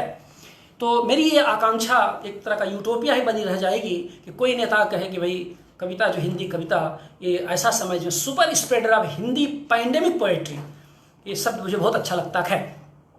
तो ये सिंगल से तो अकेलेपन से, ये तो इस तरह से स्मृति की पुनर्वास कविता है, और इसी कविता को पढ़ करके मैं अपनी बात समाप्त करूंगा। और तो ऊबड़ खाबड़ पत्थरों की गलियों में भटकते हुए हर आते जाते को एक धुंधला पड़ चुका स्याह सफेद फोटो दिखाकर एक अधेड़ आदमी पूछता है, क्या ऐसा कोई घर आपने यहाँ यही कहीं देखा है? यही कहीं होता था यह किले अंदर की इन्हीं पथरीली गलियों में, मरने से पहले ऐसा ही बताया था मेरे दादा ने। मरने से पहले ऐसा ही बताया था मेरे दादा ने। ओह, यह इतना धुंधला नहीं था जैसा फोटो में दिखता है। इसका छज्जा गहरे नीले रंग का था। मेरे दादाजी को यह रंग बहुत पसंद था। इसके दरवाजे पर पीपल के सितारे ठुके हुए थे, और उस बड़े से दरवाजे को बंद करने के बाद भीतर से आग लगाई जाती थी। नहीं, उस घर से मेरा या मेरे परिवार का कोई संबंध नहीं। बस एक किस्सा था जो कभी अपने दादाजी से सुना था। मैंने अपने बचपन में उसी किस्से का पीछा करता, किस्से के उस मकान को ढूंढते ढूंढते मैं यहाँ तक चला आया हूँ। लोग अपनी स्मृति में ढूंढते थे वैसा ही कोई मकान, और फिर इनकार में सिर हिला देते, पूछते अंदाजन कब की बात होगी। ये बातचीत चल रही है। मेरे जन्म से भी काफी पहले की वर्ष तो याद नहीं, पर कहते हैं उसी साल भोपाल में प्लेग फैला था। ये भोपाल में प्लेग की बीमारी को फैलने की पृष्ठभूमि है। मेरे जन्म से भी काफी पहले की वर्ष तो याद नहीं, कहते थे उसी साल भोपाल में प्लेग फैला था। जिसका जिधर सींग समाया वह उधर ही भाग गया। मेरे दादाजी भागकर विदिशा आए थे। मेरे पिता उस समय इतने छोटे थे कि उनकी स्मृति में भी इस मकान की कोई छाप नहीं। बामुश्किल यह एक धुंधला सा फोटो बचा है। इसी से अगर कुछ पता लगे तो लगे। मेरे दादाजी ज्यादा दिन यहाँ नहीं रहे। हालात जल्दी ही सुधर गए और वापस लौट गए। लोग संदेह से उसकी तरफ देखते हैं कि कहीं कोई पागल तो नहीं। एक एक कर सारे लोग अपनी अपनी दिशा में चले जाते हैं। वह पास ही चाय के ठेले के पास पड़ी बेंच पर बैठ जाता है, सिगरेट सुलगाता है और कहता है, अजीब बात है, मैं आजकल जिस भी चीज़ को ढूंढने निकलता हूँ वही गायब हो जाती है। अब यह कविता 2007 की कविता है। इस पर जो संग्रह में अंकित है 6 अप्रैल 2007 की लिखी कविता है। 13 साल बाद जरा इस कविता की प्रासंगिकता देखिए 2020 की इस महामारी में, कोविड की इस महामारी में। अजीब बात है, मैं आजकल जिस भी चीज़ को ढूंढने निकलता हूँ वही गायब हो जाती है। अभी कुछ दिन पहले मैं अपने बचपन के स्कूल को देखने गया तो वह वहाँ नहीं था। मेरे बचपन के सारे फोटोग्राफ अहमदाबाद की बाढ़ में बह गए। बाढ़ ले गई न जाने कितनी स्मृतियों को। जैसे समय ले जाता है हमारे चेहरे की सारी कोमलता और हमारी आवाज़ के कच्चेपन को। पीड़ा की स्मृतियां ही अक्सर सबसे गहरी और लंबी क्यों होती है। कितनी सुंदर लाइन है। पीड़ा की स्मृतियां ही अक्सर सबसे गहरी और लंबी क्यों होती है। इस क्यों में उत्तर भी है, इस उत्तर को खोजना है।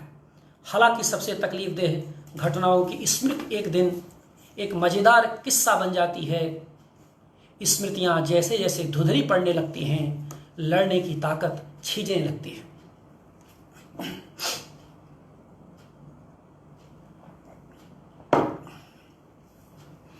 स्मृतियाँ जैसे जैसे धुंधली पड़ने लगती हैं, लड़ने की ताकत छीजने लगती है। प्लेग से मारे जब सारा शहर खाली हो गया था, यहाँ से कविता एक तरह का उछाल लेती है, अपना विस्तार पाती है। अभी तक नरेशन वर्णन चल रहा था, लेकिन यहाँ से कविता की ताकत देखिए। प्लेग से मारे जब सारा शहर खाली हो गया था, एक ही आदमी था जो लालच के मारे शहर में ही रुका रहा। भागते हुए लोगों को वही एक सहारा था। भागते हुए लोग उसी के पास अपनी छोटी छोटी पूंजी रहन रखकर चले गए, लेकिन जब तक लोग वापस लौटे सिंघल सेठ पागल हो चुका था। इसी सिंघल सेठ की बात मैं कर रहा था। लेकिन जब तक लोग वापस लौटे सिंघल सेठ पागल हो चुका था। लोगों के पास चीज़ों की स्मृति थी, चीज़ें नहीं थी। वक्त को देखिए कैसे चीज़ें आ रही हैं। लोगों के पास चीज़ों की स्मृति थी, चीज़ें नहीं थीं। लोग बार बार सिंघल सेठ की स्मृति में अपनी चीज़ों को ढूंढने की कोशिश करते। लोग बार बार सिंघल सेठ की स्मृति में अपनी चीज़ों को ढूंढने की कोशिश करते, लेकिन वहाँ कुछ नहीं था, स्मृति भी नहीं थी। लेकिन वहाँ कुछ नहीं था, स्मृति भी नहीं थी। एक स्मृति विहीन समय में एक अधेड़ आदमी एक धुंधला सा फोटो दिखाकर हर आते जाते से पूछता है, क्या ऐसा कोई घर आपने यहाँ कहीं देखा है? लोग आपस में फुसफुसाते हैं कि पता नहीं यह किस जमाने का आदमी है जिसे स्मृतियों पर अब भी भरोसा है। हम दुआ करते हैं कि यह समय, हमारा समय, कोरोजीवी समय इतना विषाक्त न हो जाए, जो लगातार विषाक्त होने की प्रक्रिया में आगे बढ़ रहा है, कि कोई हमसे कहे कि यह किस जमाने का आदमी है जिसे स्मृतियों पर अब भी भरोसा है। और ये एक कवि की स्मृतियाँ हैं, यानी कवि इसके बहाने अपनी स्मृतियों को बचाना चाह रहा है, उसको दर्ज करना चाह रहा है। कविता की बहुत सारी भूमिकाएं होती हैं, बहुत सारी भूमिकाओं में कविता का विश्लेषण आप कर सकते हैं, लेकिन कविता की बहुत सारी जो बातें होती हैं उसमें एक प्रमुख बात यह तो होती ही है कि कविता स्मृतियों को दर्ज करती है और भूले गए की याद दिलाती है। और ये तभी हो पाता है जब कविता अपने वर्तमान से गहरे विन्यस्त हो, कभी अपने वर्तमान में ठीक से डूबा हो, अतीत को अच्छे से पहचानता हो। क्योंकि वर्तमान की जो दृष्टि है, कवि की जो दृष्टि होती है, जब परंपरा की दृष्टि से टकराती है तो उसके भीतर एक इतिहास दृष्टि का उदय होता है। और यह इतिहास दृष्टि ही होती है जो उसे भविष्योन्मुखी बनाती है और भविष्य की बातें जहाँ से वो समझ लेता है। इसलिए कवि भविष्य दृष्टा इसी कारण से होता है, जिसमें कहा गया है कि अपारे काव्य संसारे कवि रेव, कि अपारे काव्य संसारे कवि रेव प्रजापति यथास्मय रोचते विश्वम तथेकम परिवर्तते। तो कवि की यह ताकत है कि यथास्मय रोचते विश्वम तथेकम परिवर्तते। कवि जैसे विश्व को देखना चाहता है वैसा बदलने की कोशिश करता है। आज राजेश जोशी की कविताओं के बहाने मैंने कुछ बात आपके सम्मुख रखी। जाहिर सी बात है कि यह कोई मतलब आलोचना का या कोई बहुत वैसा अवसर नहीं था। मैं पुनः अपने इस बहुत प्यारे कवि को, जिनका होना कविता की विश्वसनीय आवाज़ का होना है, 75 पर पहुँचे राजेश जोशी को मैं अपनी शुभकामनाएं देता हूँ, अपनी बधाई देता हूँ। और आप सब मेरे साथ स्वर में स्वर मिला करके जो यहाँ पर उपस्थित रहे, यह असल में मेरे वक्तव्य से सुनने से अधिक महत्वपूर्ण है। राजेश जोशी को बधाई देना, और इस रूप में मैं आप सब की ओर से अपनी ओर से, समग्र हिंदी जगत की ओर से उन्हें बधाई देता हूँ और उम्मीद करता हूँ कि वे अपने काव्य से, अपनी सृजनात्मकता से जो धरती के जो कोने अतरे में छुपा हुआ अंधकार है उसको दूर करने की कोशिश करेंगे और अभी बहुत दिन तक वो सक्रिय रहेंगे और वो दीर्घजीवी हों, क्योंकि एक कवि, एक अच्छा कवि जब तक हमारे बीच है तब तक इतना तो तय है कि हम अवसादग्रस्त नहीं हो सकते। एक कवि की जो निर्णायक भूमिका समाज में होती है वो यही होती है कि अपने समाज को अवसादग्रस्त होने से बचाता है। आप सब बने रहे मेरे साथ, आप सबको बहुत बहुत आभार। अंशु चौधरी जो बहुत ही तेजस्वी युवक हैं और जिन्होंने बहुत कम समय में यह पूरा आयोजन किया, फटाफट पोस्टर बैनर बना करके उसको पोस्ट किया, मैं तो चकित हूँ उनकी इस प्रतिभा से कि सुबह 8 बजे उन्होंने फाइनल किया और 1 घंटे के भीतर दिगंत तक उनकी सूचना चली गई। तो उस दिगंत व्यापी सूचना के प्रचार प्रसार के लिए अंशु को मेरी ढेर सारी शुभकामनाएं। वे यशस्वी हों, वो ऐसे लिखते पढ़ते रहें और अपने इस मंच का इसी प्रकार से सदुपयोग करते रहें। आप सबके प्रति मेरा बहुत बहुत आभार, सस्नेह, सप्रेम, सादर अभिवादन। नमस्कार।